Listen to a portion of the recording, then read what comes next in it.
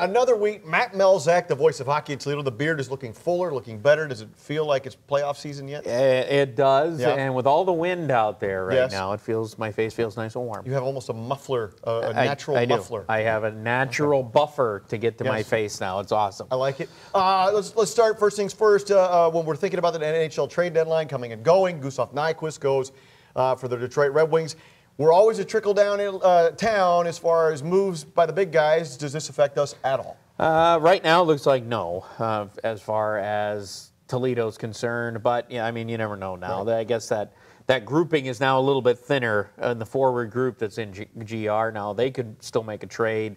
Their trade deadline is coming up at the end of the week in the American Hockey League, so they could still make a deal. They could still add a player. Some things could still happen, some moving parts before Toledo and the ECHL trade deadline, which is coming up next week. So there's definitely still some room to still be maneuvered around. Who knows if that'll be the case or, you know, what each team is going to end up doing the rest of the way. But, I mean, right now, as it stands, nothing for Toledo. You mentioned GR. Caden Fulcher got a taste of being a Griffin for a day, almost like, you know, it's like a kid going to school before he goes there.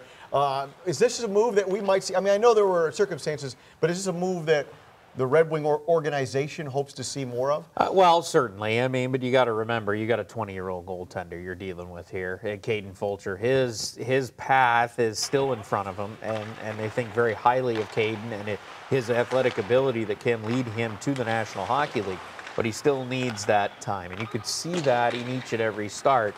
He played very well last Wednesday in Kansas City. Gave some really strong minutes, especially in the opening period when Kansas City was the better team. He was phenomenal. Even he allowed 2 goals in that period.